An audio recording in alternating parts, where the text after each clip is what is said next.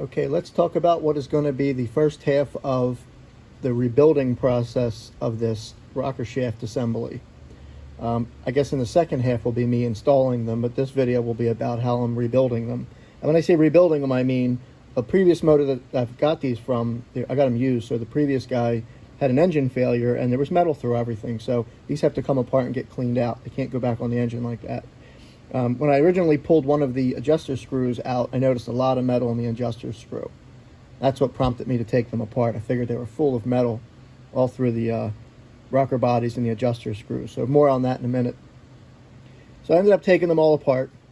I put them in the washer tank and cleaned them all with all-purpose cleaner. I blew them. I sat every single rocker body in lacquer thinner. I've cleaned them all out religiously, blew them out, brake cleaner, lacquer thinner, you name it. These things have been cleaned out and scrubbed out. And then I put them back together. And then after I had them together, I realized I made a mistake. There are two different sizes of these spacers, and I had them switched when I put them back together. I didn't realize there was two different sizes. So basically, when these things sit on the head, the rocker pedestals where they mount to, one has a different spacing than the other, so that you can switch these and be wrong, and I was wrong. So when I went to remove them and take them back apart, I realized that the screw back and back out was full of metal again. Like a lot of metal, like shards and shrapnel. I mean, it was a mess. So I said, what the hell, you know? Then I realized what it was that these adjuster screws, while screwing into the rocker body, were extremely tight. And I knew they were tight. I just figured they wanted them like that so they didn't move. But they were so tight that they're actually digging through the rocker body and creating metal, and that's no good. So I had to take my 3/8 or 7/16, I think it's 7/16 by 20 tap, and I had to re-tap these aluminum bodies to make sure that when I'm screwing these in, they're not producing any metal coming, you know, that can clog up some of the holes that are in here for the oiling circulation.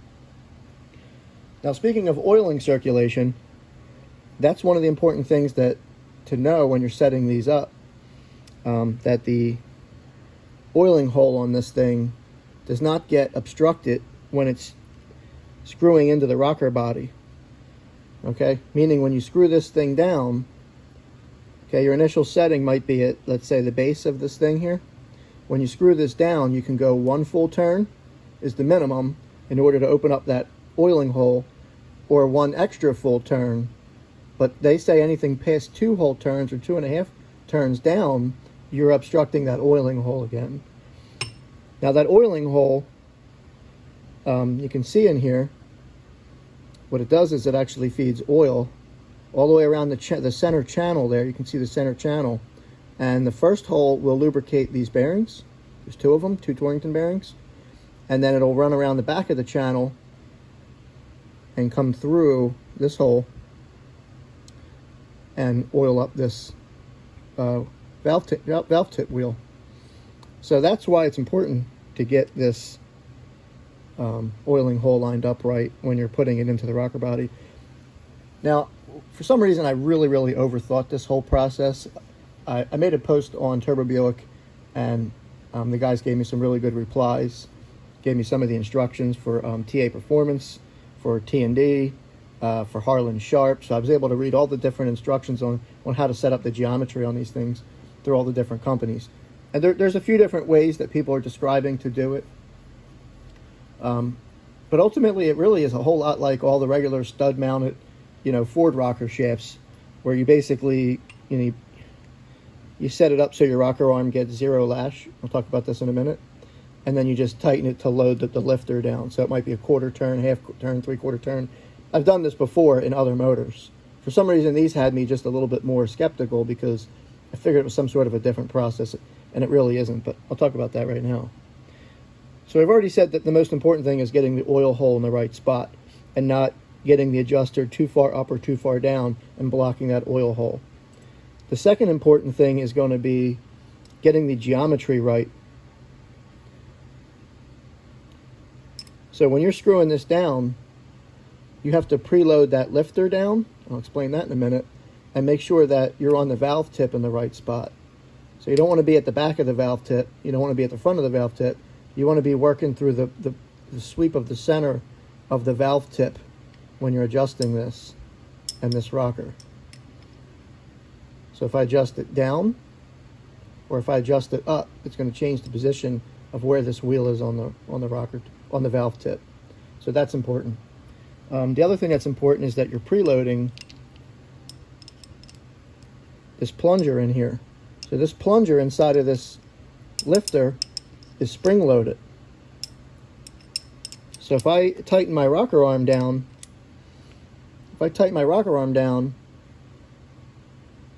I want to make sure that I'm preloading that plunger in there. Let's just talk about that for a minute. The general consensus here is that you want to get this thing right here to the rocker body so that it's flat at the rocker body. And then you're going to tighten it up and bring this adjuster down so that you get to a point where this rocker arm has zero lash. It's no longer spinning freely, it's got resistance on it. It's not going up and down. It's nice and sitting snug on the top of the lifter and in this oil channel for this adjuster.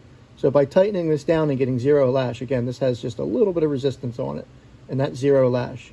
But not enough where it's compressing that plunger in there. Now my thinking is going to be that when I get to that point where I'm adjusting it to zero lash, it's going to be at least 1 turn to 2 turns down. So it'll be in the right spot here, showing just enough of this and having the oil hole line up. But we'll get a little more detail when I'm actually installing them. So let's say I get this thing to where it's zero lash. It's nice and snug and it's sitting on here, but not compressing the lifter down. Okay, we're at zero lash. The next step is to tighten it another turn or 3/4 of a turn to preload that plunger. So let's say I tighten it, it's already at zero lash, but I tighten it another half a turn or 3/4 of a turn. 3/4 of a turn is probably 35, they recommended 35 thousandths. So you're pushing that plunger down 35 thousandths, and that's preloading the lifter. So you set the adjuster to the base, you tighten it down until you get zero lash and some very slight resistance here, which is zero lash, but not enough to where it's compressing that plunger. And then when you're at that point, you give it one good 3/4 turn, and that should drop that plunger down 35 thousandths, the recommended amount of preload on the inside of that lifter plunger. I'm going to do all that when it gets on the car, but right now we're just talking about it since it's all apart. Like I said, this is all just from the research, tons of reading, asking questions, getting replies, and then using all that information to help me with how to put this together. At the end of the day, again, it's really the same as I've done before. You put the rocker arm on the stud mount. You get the push rod until it's zero lash and it's nice and snug and it's got a little bit of resistance on it. And then you give it, like on a Ford motor, you would just give it a half a turn, or if you wanted to preload the lifter a little heavier to keep it real quiet, you'd want to do like 3/4 of a turn. I have a feeling this is going to be around 3/4 of a turn when it does get installed. But yeah, this is everything ready to go back together. So I'm going to stick these in this oil here, which is 1030. I forget where I saw a video. One of these manufacturers of cams and lifters said that you should use 1030 when you're pre-lubing this stuff for installation. Mainly the lifters, I think it was about. But I'm going to use 1030 for that. I'm actually at a standstill here, so right after I'm done talking about this, I'm going to end this, and then I'm already talking to somebody about some new lifters. But the problem is I found that these lifters, again, these were part of the package I got, and one of them is cracked and damaged. So that's no good. So now I have to replace these. But more importantly, these were on a motor that had a failure, and there could be oil all inside these plungers. These are not serviceable. I didn't know this at the time, or I never would have bought them, so I kind of wasted the money and foolishly didn't realize, but I'm learning that mistake right now as I'm talking. You can't take the clips out and remove the plunger and service and clean these because they're link bar lifters and they have the pin through here. Now some people grind the pin down and then pull the inside out and service them, and somehow, I don't know if they just press a new pin in, or if they don't grind too much where you can actually still use the link bar on there. It's definitely not something I feel like doing, so I'm just going to get a new set. So this was a big waste of money. I think I paid $300 for these.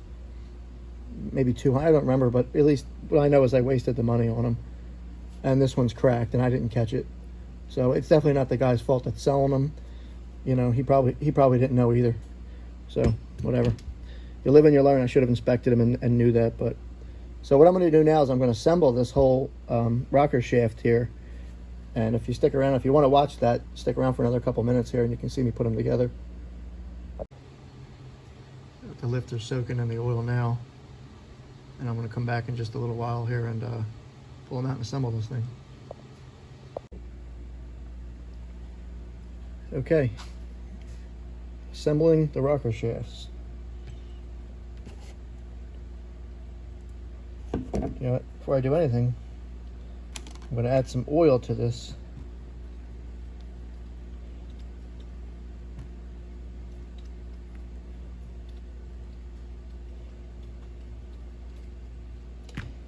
Okay, step one is going to be to put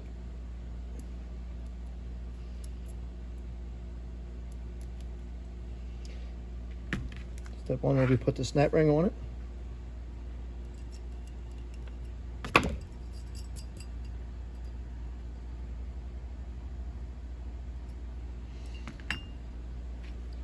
Okay.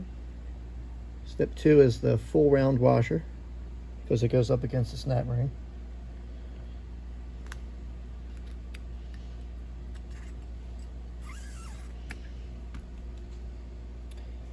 Okay.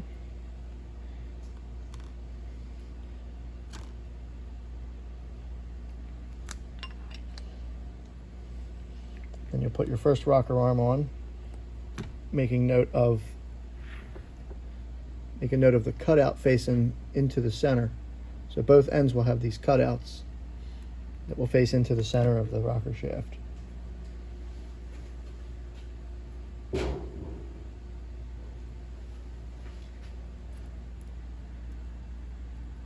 in between the two rocker arms will be these thrust washers that are cut with the half top. And there's two, one for each side of the rocker.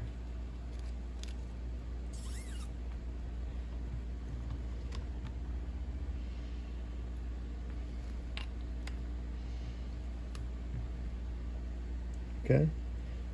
The next thing we'll have is a spacer. Some oil in it. But between the rocker arm and the spacer will be another full round thrust washer.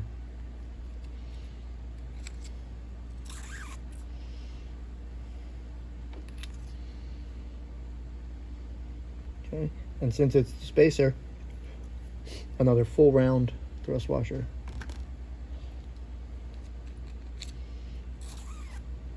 And paying attention to the spacer being the short one on the left and the long one on the right.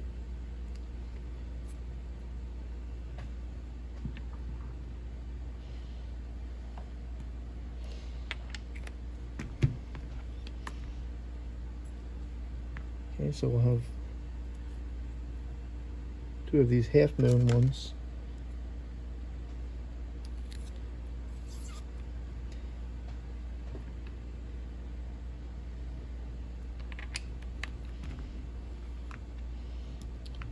You can see I'm paying attention to, there's a left and a right rocker, and basically these cutouts face inward. So anytime there's two rockers next to each other, it's going to be the flat cut thrust washers. Anytime they're up against a spacer or a snap ring, it's a full round thrust washer. So now there's going to be another spacer, so another full round thrust washer.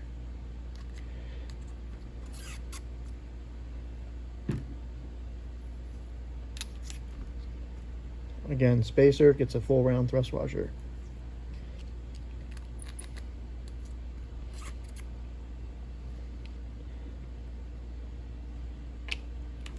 Rocker arm.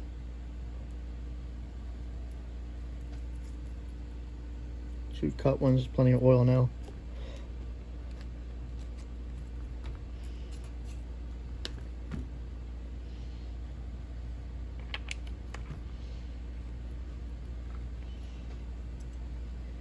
Okay, now since I'm getting to the end with the snap ring, we're going to have a full round one.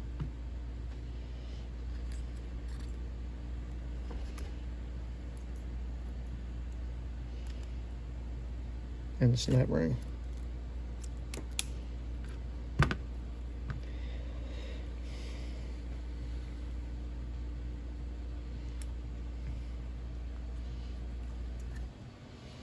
Okay, everything's tight and everything's good, and that's a full set of these things. So I'm going to screw these adjusters in, a little bit of oil, just so that this whole thing is ready to go.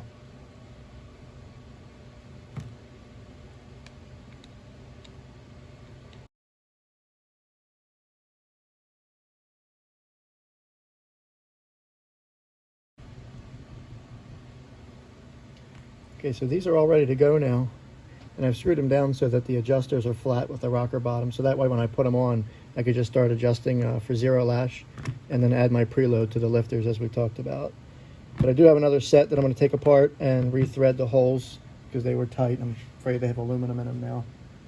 But for now, that's what we have. So the next one, I'll hopefully get these lifters. I'm talking to somebody right now about getting the Johnson lifters, and then I'll be able to set this valve train up on the motor and move forward.